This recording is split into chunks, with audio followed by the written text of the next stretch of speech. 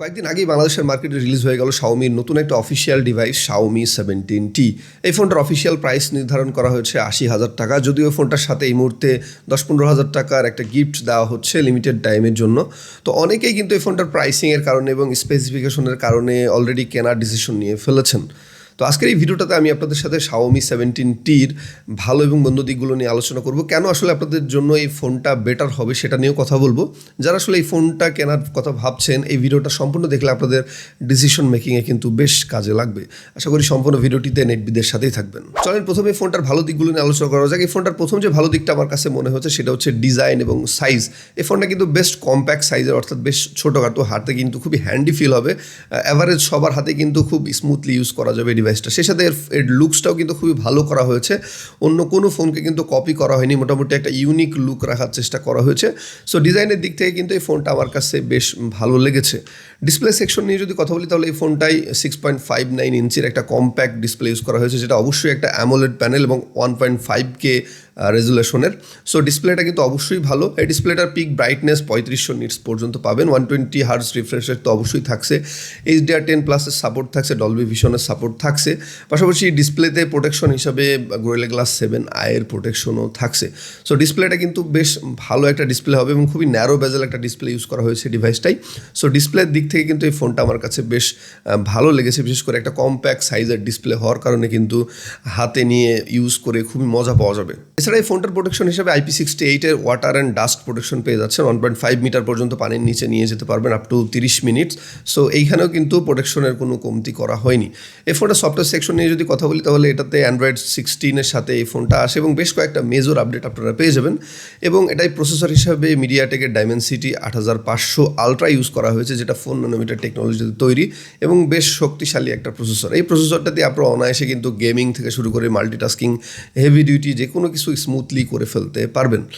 এছাড়া এই ফোনটায় স্টোরেজ হিসেবে আপনারা 12GB র্যাম পেয়ে যাচ্ছেন এবং 256GB ইন্টারনাল স্টোরেজ পেয়ে যাচ্ছেন এবং আপ টু 512GB পর্যন্ত কিন্তু ইন্টারনাল স্টোরেজের সুবিধা থাকছে। এবং এখানে 8GB র্যামের কোনো অপশন নেই, 12GB র্যাম একবারে সর্বনিম্ন 12GB এবং 512GB পর্যন্ত আসলে ইন্টারনাল স্টোরেজের সুবিধা থাকছে। এছাড়া এই ফোনটায় UFS 4.1 টাইপের স্টোরেজ ইউজ করা হয়েছে। সো বেশ স্মুথ এবং ফাস্ট একটা এক্সপিরিয়েন্স পাবেন এই ফোনটা ইউজ করার সময়। নেটওয়ার্ক সেকশন নিয়ে যদি কথা বলি তাহলে অবশ্যই এটা 5G একটা ডিভাইস এবং ডুয়েল সিম ইউজ করতে পারবেন। একটা ফিজিক্যাল সিম এবং একটা ন্যানো সিম ইউজ করার সুবিধা থাকবে এবং বাংলাদেশের মডেলটায় হয়তো বা 2টা ফিজিক্যাল সিম ইউজ করার অপশন থাকতেও পারে, আমি এক্স্যাক্টলি আসলে এই ব্যাপারটা জানি না। এবার কথা বলি এই ফোনটার মেন বিষয়টা নিয়ে, সেটা হচ্ছে ক্যামেরায়। ফোনটায় কিন্তু পেছনের দিকে 3টা ক্যামেরা ইউজ করা হয়েছে। সবার চাহিদাকে মাথায় রেখে কিন্তু 3টা সেন্সরই ইউজ করা হয়েছে। একটা হচ্ছে 50 মেগাপিক্সেলের মেন সেন্সর, আরেকটা হচ্ছে 50 মেগাপিক্সেলের পেরিস্কোপিক টেলিফটো লেন্স এবং আরেকটা হচ্ছে 12 মেগাপিক্সেলের আলট্রা ওয়াইড সেন্সর। এবং অবশ্যই এই 3টা সেন্সরই কিন্তু লেইকার সেন্সর, অর্থাৎ Xiaomi কিন্তু লেইকার সাথে কোলাবোরেশন করে তাদের সেন্সরগুলো এখন ইউজ করে, বিশেষ করে হায়ার ফ্ল্যাগশিপ সিরিজগুলোতে। সো লেইকা সেন্সর হওয়া মানে কিন্তু আপনি একটা বেটার আউটপুট পাবেন, খুবই ভালো ফ্ল্যাগশিপ গ্রেডের ছবি পাবেন এই ফোনটা থেকে। এটা নিয়ে কিন্তু কোনো ধরনের কোনো সন্দেহ নাই। ডে লাইট হোক, লো লাইট হোক কিংবা যে কোনো জায়গা হোক, আপনি কিন্তু খুব ভালো কোয়ালিটির ছবি পাবেন। ভিডিও সেকশন নিয়ে যদি কথা বলি তাহলে আপনি 4K 60 FPS ভিডিও করতে পারবেন এই ফোনের পেছনে ক্যামেরা দিয়ে। সামনের দিকে 32 মেগাপিক্সেলের একটা সেন্সর ইউজ করা হয়েছে, এটা থেকেও কিন্তু আপনি ডিসেন্ট আউটপুট পাবেন। পাশাপাশি এই সামনের ক্যামেরাটা দিয়েও কিন্তু 4K-তে 30 FPS ভিডিও করার সুবিধা থাকছে। সো আপনারা যারা স্পেশালি ফটোগ্রাফি এবং ভিডিওগ্রাফির জন্য এই ডিভাইসটা কিনতে যাচ্ছেন তাদের জন্য কিন্তু ডেফিনেটলি এই ডিভাইসটা ভালো হবে, কারণ লেইকার সেন্সর এখানে ইউজ করা হয়েছে এবং লেইকা কিন্তু ওয়ার্ল্ড ওয়াইড এখন খুবই জনপ্রিয়। সো ফটোগ্রাফি এবং ভিডিওগ্রাফির দিক থেকে কিন্তু আপনারা এই প্রাইসের মধ্যে খুবই ভালো একটা আউটপুট পাবেন এবং অফিসিয়াল প্রাইস হিসাবে কিন্তু এই ফোনটার ক্যামেরাটা কিন্তু দুর্দান্ত হতে চলেছে।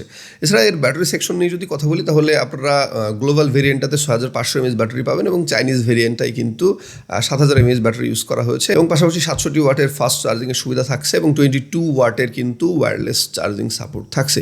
এছাড়া এক্সট্রা ফিচার নিয়ে যদি কথা বলি তাহলে এই ফোনটায় স্টেরিও সাউন্ড ইউজ করা হয়েছে, যেটা ডলবি অ্যাটমস সাপোর্টেড, অর্থাৎ ডলবির সাথে কোলাবোরেশন করে। সো এর সাউন্ড আউটপুটও কিন্তু অবশ্যই আপনারা ভালো পাবেন। সো প্রত্যেকটা ক্ষেত্রে যদি বিবেচনা করা যায় তাহলে স্পেক ওয়াইজ কিন্তু এই ফোনটা বেশ ভালো কিছু অফার করতেছে। এবার এই ফোনটার খারাপ দিক নিয়ে আলোচনা করি। আসলে এর প্রাইসটা আমার কাছে কিছুটা আসলে বেশি মনে হয়েছে। যদি এখানে 10-15 হাজার টাকার গিফট দেওয়া হচ্ছে, গিফটগুলো যদি প্রাইসটা বাদ দিয়ে দেওয়া যায় সেখানে কিন্তু ফোনটার প্রাইস চলে আসে 65,000 টাকার আশেপাশে। তো আমার কাছে মনে হয়েছিল যে আসলে গিফটের অপশনটা আসলে এটা অপশনাল রাখা উচিত ছিল। কেউ যদি গিফট নেয় সে নিবে, না নিলে শুধুমাত্র 60,000 টাকা 60,000 টাকার আশেপাশে ফোনটা অফিসিয়ালি তারা নিতে পারবে।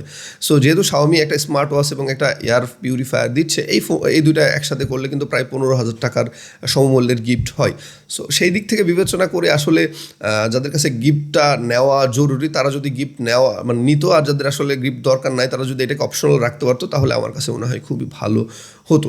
অর্থাৎ 60,000 টাকার আশেপাশে যদি এই ফোনটার প্রাইস করা হতো তাহলে কিন্তু এটা নিঃসন্দেহে একটা ভ্যালু ফর মানি ডিভাইস হতো এবং খুবই হাইপ তুলতে পারতো মার্কেটে। পাশাপাশি এর আরেকটা যে বিষয় আমার কাছে খারাপ লেগেছে সেটা হচ্ছে এই ফোনটায় কিন্তু একটা প্লাস্টিক ফ্রেম ইউজ করা হয়েছে। একটা 80,000 টাকার ফোনই স্বাভাবিকভাবে কিন্তু অ্যালুমিনিয়াম ফ্রেম সবাই আশা করবে, তাহলে কিন্তু ফোনটা বেশ শক্তপোক্ত হতো, তবে এটাই কিন্তু একটা প্লাস্টিক ফ্রেম ইউজ করা হয়েছে। এই দুইটা দিক ছাড়া আসলে আমার কাছে এই ফোনটার মধ্যে খারাপ কোনো দিক আমি পাইনি, বা আমার কাছে আসলে এর খারাপ দিক আর কোনোটাই মনে হয়নি।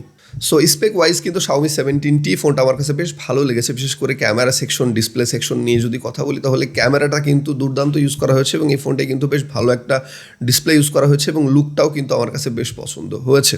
এছাড়া প্রাইসটা যদি কিছুটা কম করা যেত তাহলে কিন্তু এটা খুবই ভালো একটা চয়েস হতো। সো যারা অফিসিয়ালি এই ফোনটা কেনার কথা ভাবছেন তারা কিন্তু চাইলে এই ফোনটাকে বিবেচনায় রাখতে পারেন। সো এই ছিল আজকের মতো। ভিডিওটি ভালো লাগলে অবশ্যই একটা লাইক দিয়ে যাবেন, কমেন্ট করবেন এবং অবশ্যই আমার চ্যানেলটি সাবস্ক্রাইব করতে ভুলবেন না। ধন্যবাদ সবাইকে, ভালো থাকবেন।